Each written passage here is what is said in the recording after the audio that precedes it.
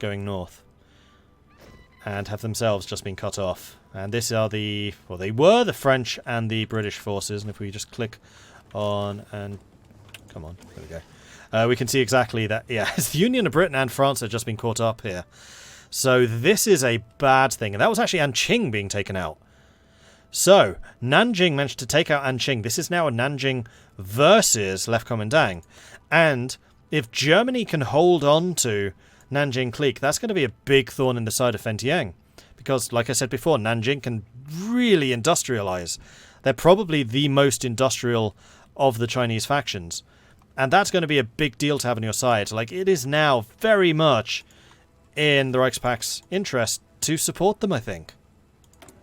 No, they're not human. And they're still only being supported by Spain and Ukraine. What is Germany doing? And Austria? In fact, I would say that Austria is probably in even more of a better position to do this.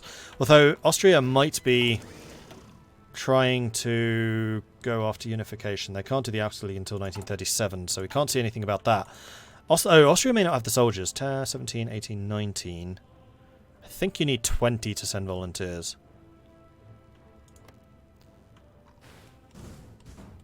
Did not expect Nanjing to get defeated there. And it looks like Nanjing's going to be taking all the territory up here. This is actually a disaster for Left Commandant.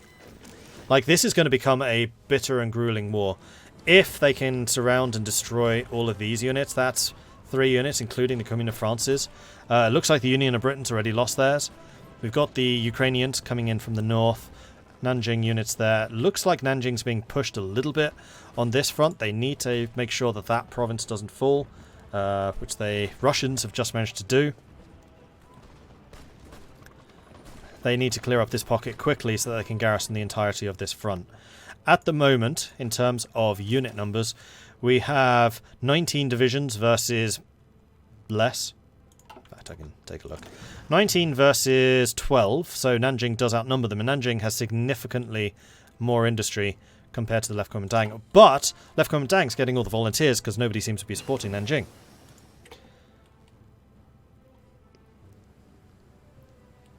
Right, it was the volunteers that took out Nanjing. They took the territory up here but then weren't able to hold it. That's what happened.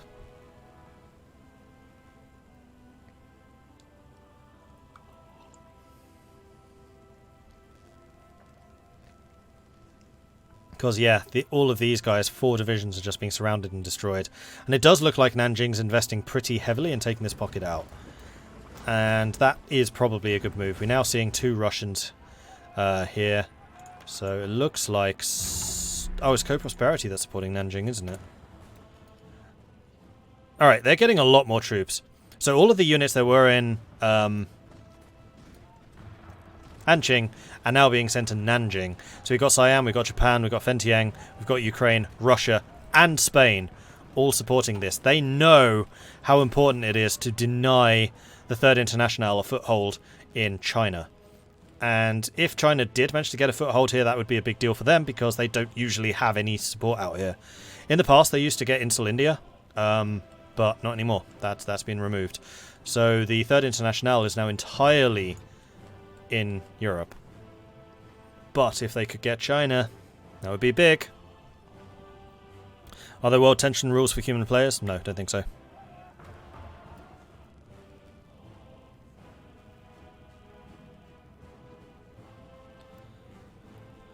I'm a little bit surprised that Co-Prosperity is supporting Nanjing. I would have thought that this was in the best interest for Co-Prosperity to let these two fight it out. Like, Fentieng's still here. Unfortunately, their main tool, which is Nanjing, is out. Maybe they're just doing this to fight against KMT, because KMT is the one that knocked Nanjing out. That's possible. And it is going to be a lot more difficult for Fentieng to reunify everything. Because basically, if Nanjing won this, Nanjing has a focus tree, that allows them to join Fentieng and allows them to basically enter Japan's sphere. And they've lost that ability. So now it's very much the Reichspakt versus the Third International in China.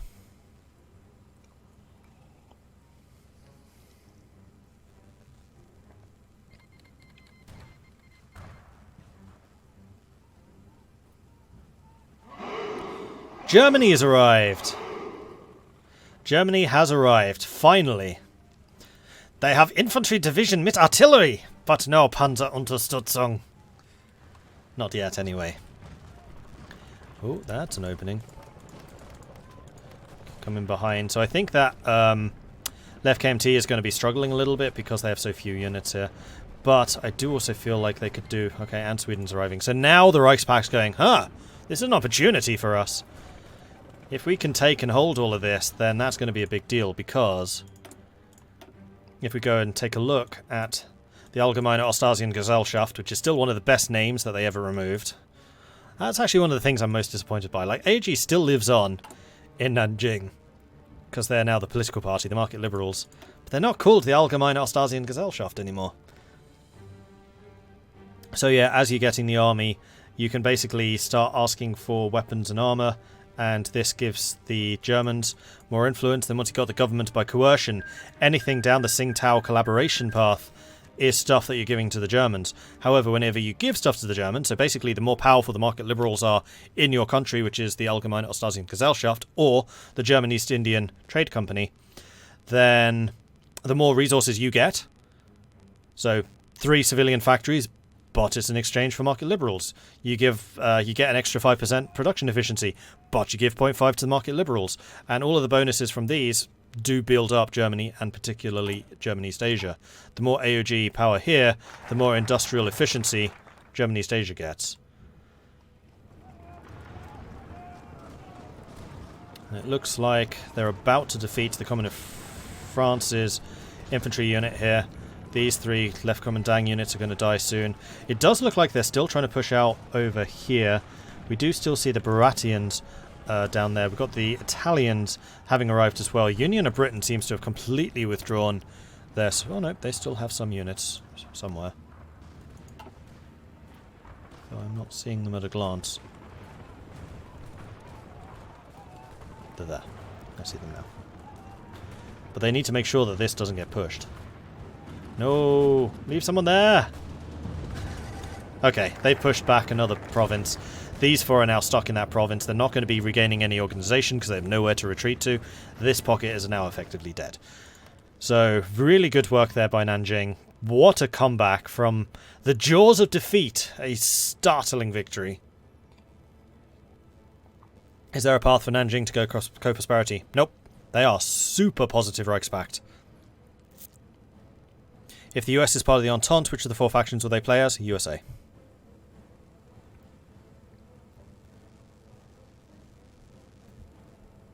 Armoured volunteers are not allowed. They are. I don't think there's any rules about volunteers. Check out the rules document. I might be wrong. That might be one of the weekly rules as opposed to the tournament special rules. Let me just bring those up. So there's also the regular rule set, which could probably also do with a link. If you want to set up a link to that, which is like the regular KR rules as opposed to the tournament rules, which is the current exclamation mark rules. If there's something in there about volunteers, then that will answer. And please do tell me so I know as well. I don't really have time to check for myself. Any other wars or areas of interest happening yet? No. All of the action is here in China. Just the French left now. Germany East Asia declared war in the Indo-Chinese Union. So this is where the player starts playing as the Indo-Chinese Union.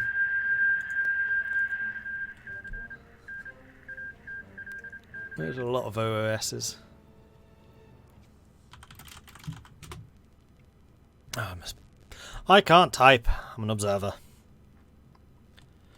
Alright, I'm back in. I'm going to let it move a day, and I can still move around. Yeah, I've not had any problems with the observer mode bugs, which everybody else apparently has been plagued by. I think it might just be the host. Meanwhile, another cut-off. We have the Spanish and the German units moving in through the north. And taking some of the territories. We've got a lot of KMT units down here in the south defending that. However, right now I'm interested in Indochina because I think that this is going to break things.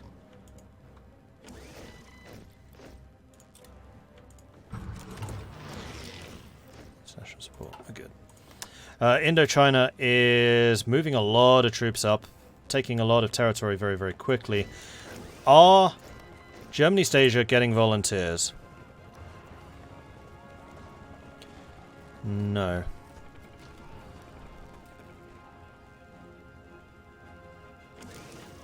German Empire is sending them Lend-Lease, though.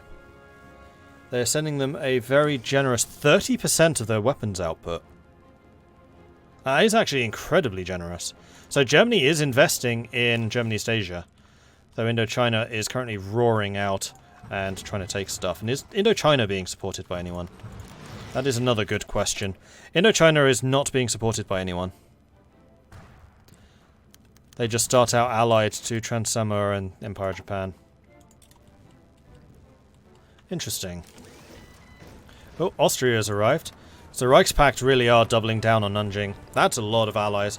Siam, Japan, Fentiang, Ukraine, Russia, Sweden, Spain, Germany and Austria all supporting Nanjing now.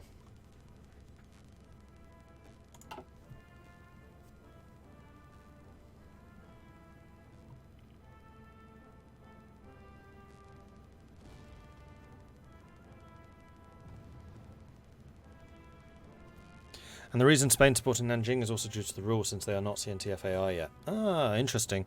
So Spain really is just doing this for the experience. Sometime I want to do a co-op multiplayer as the Asian Socialists, Iran, Bharatiya, Indochina, Philippines, and Insular India. Interesting. UOB might be trying to get Ireland via focus, which is why they chose Switzerland. I mean, yeah, it's absolutely possible for them to get Ireland. I just feel like it would be a lot Spain again. A lot better for them to get... How does Spain keep doing this? Like, this is the third surround that I've seen Spain now suffer.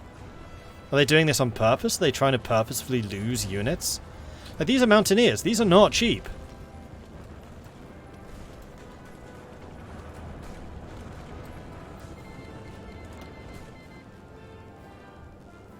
I feel like Spain might be being a little bit too aggressive here. When you're observer, you can click the button in the top left to hide events. Thank you. That's a good point. Meanwhile, Indochina. So one Germany station has been surrounded. There's another rehost. Or another desync, rather. Seems to be the same players every time.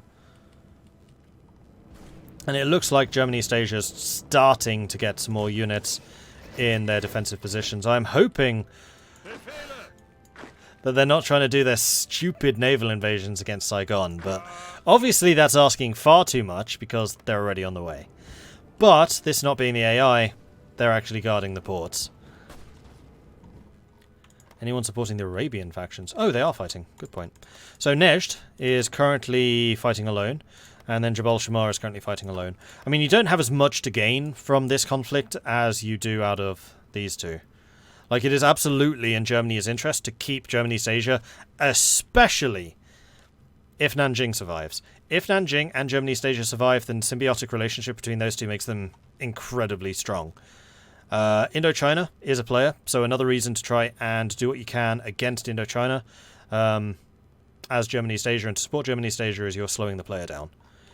Which, again, we were talking about that earlier, and the importance of delays and delaying your opponents.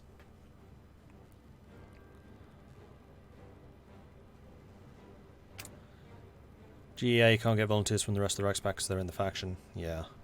I think it's a mistake. If you're in a faction but not in the war, you should be able to send volunteers. Because I've had that bite me in the ass before. Like playing as... Oh, it was the the first Paradox Hearts of Iron multiplayer I did. I think it was the first one.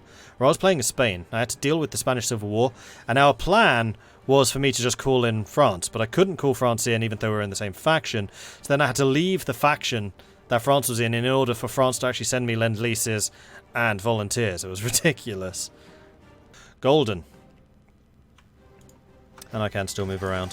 Fantastic. So let's go and watch the death of the left KMT as they are being attacked on all different fronts. It kind of looks like the volunteers...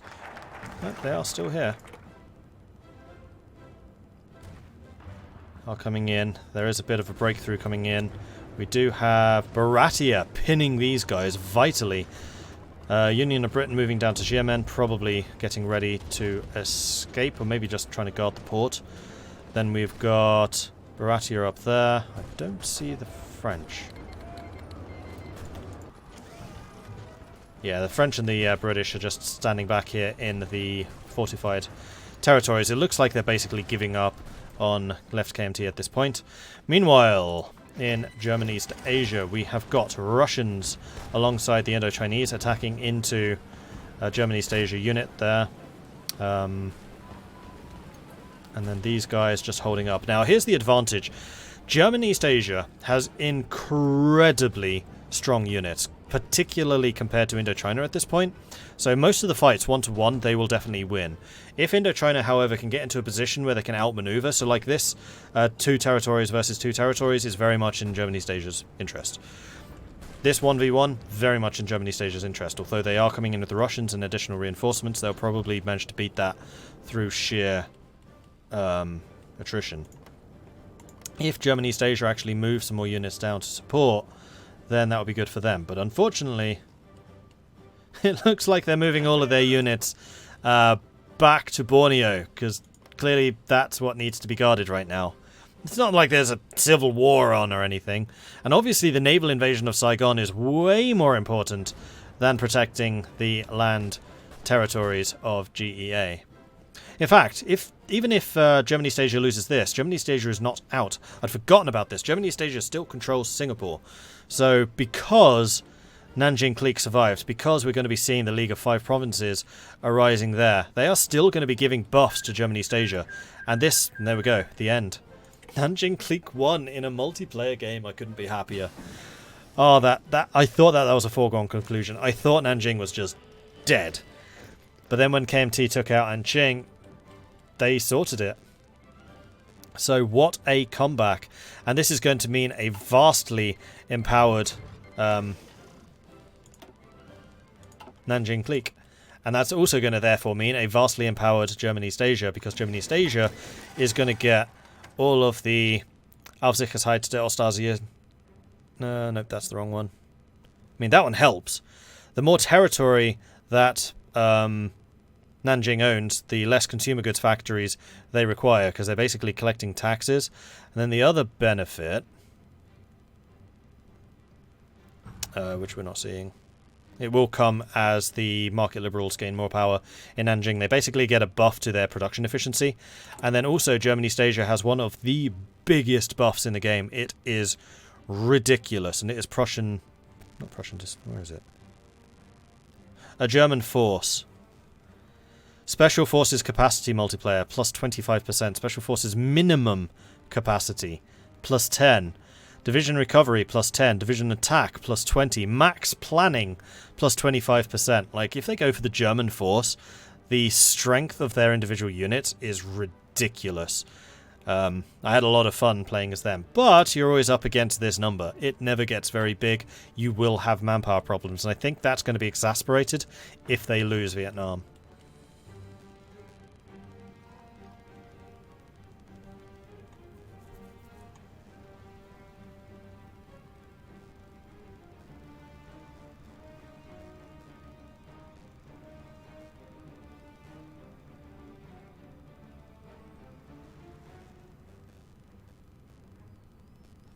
Yeah, I had big problems running Kaiserreich with just 2 players, but that was right after the China update, and I suspect that they've probably modified it since then.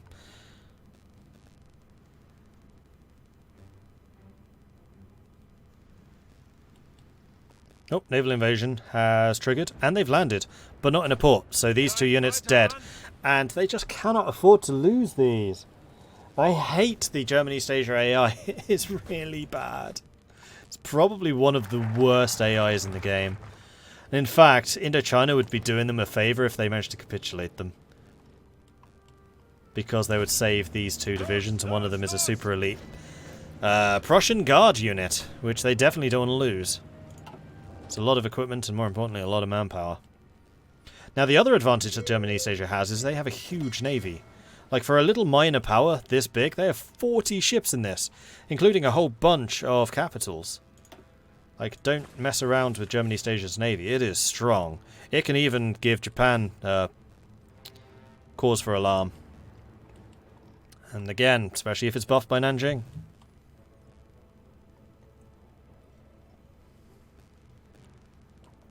I wonder if Russia and Japan will send convoys to Indochina so they can finish GEA off with naval invasions. Can be done multiplayer versus AI. Possibly. Okay, so this is the Guangdong-Guangxi Civil War. So this is another one. We'll take a look in just a moment to see if that's being supported. I just wanted to see if there were any other volunteers being sent. So the volunteers right now are Fentiang, Siam, and Russia. All three of those being co-prosperity. And then we also have Germany's Asia, which is not being supported by anyone. Is Germany even sending Lend-Lease still? Yes, Germany is still sending Lend-Lease. 30% of their output.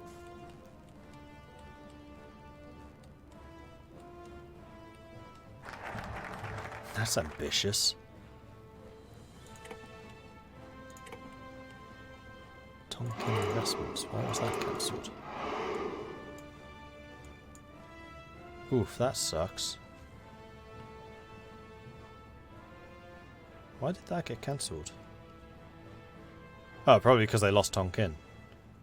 I'm guessing.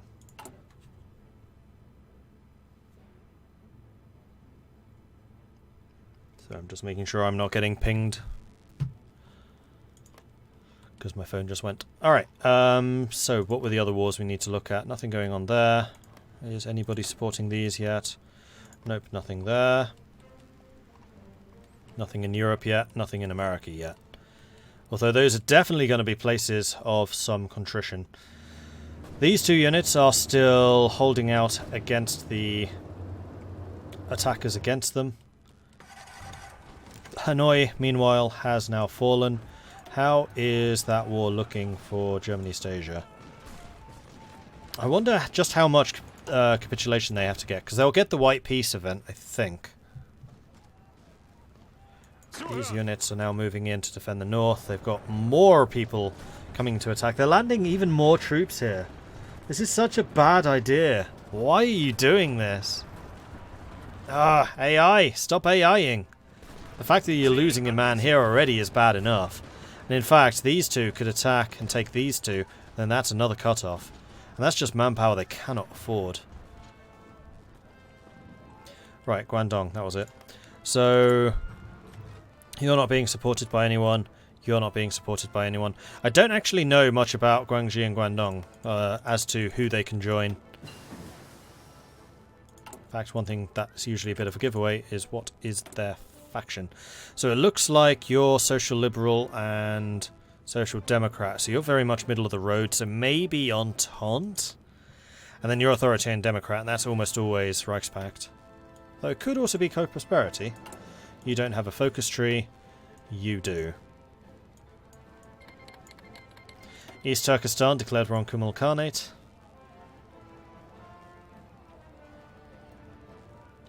Right, these guys form the Federals. They'd get the Republican United Front.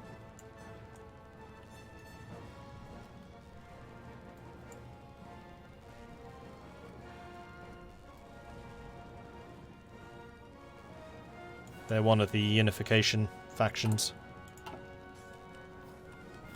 French Republic's in a civil war, yeah, but it's against the Berbers, and that's never really much of a threat. And it looks like the Canadians are coming in pretty hard to provide support. Basically, this is just a bit of a road hump. Like, I'm not really going to bother spending too long looking into this. Unless people are supporting them, but even that's probably not a great idea. Actually, Ukraine has. Okay, so the Reichspakt is actually getting involved. And, wow. Okay, I stand corrected. This is a big problem, which is probably why the Canadians did turn up. Because we've got Siamese, Japanese, Ukrainian, and Russian volunteers coming in to support. Interesting. Guangxi there is right KMT, Guangdong is Federalist. Gotcha.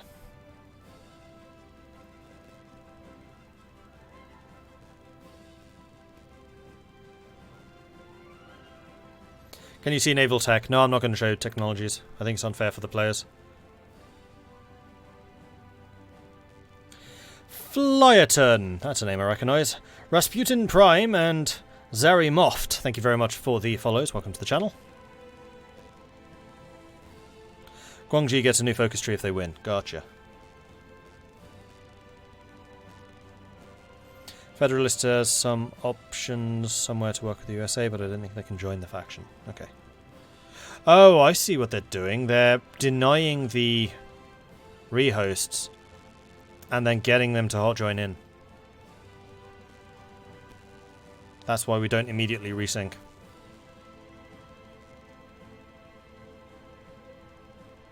Now I understand.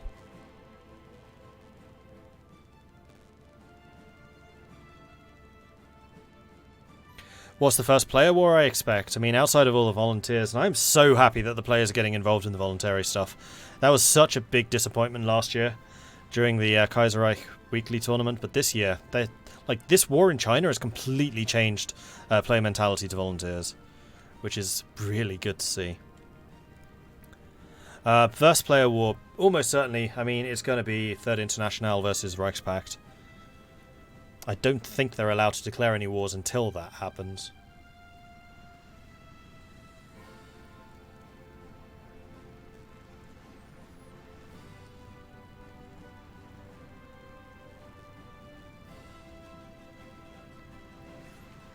Got game 4 chat now. What's this all about? I guess just for updates.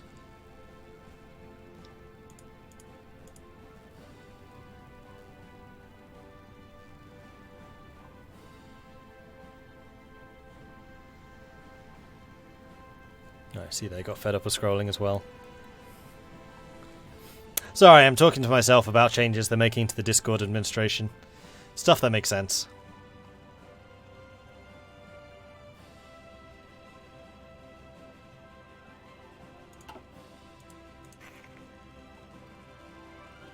Yeah, they kicked the players who lost connection. Not letting them back in again? We're unpaused.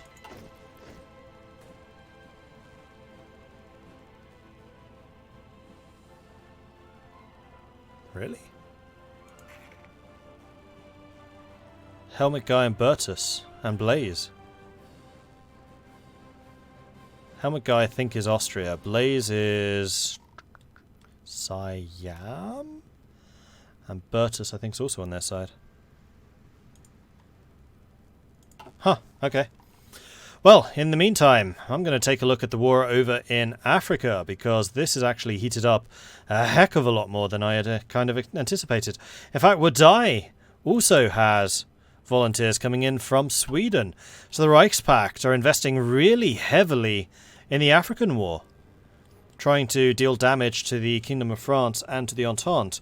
And actually, if they manage to get the Entente out of Africa, then this basically becomes another Reichspakt stronghold, and that's going to give them a lot of resources, and more importantly, removes the fact that they're going to need to fight in Africa, reducing the number of places they need to send troops.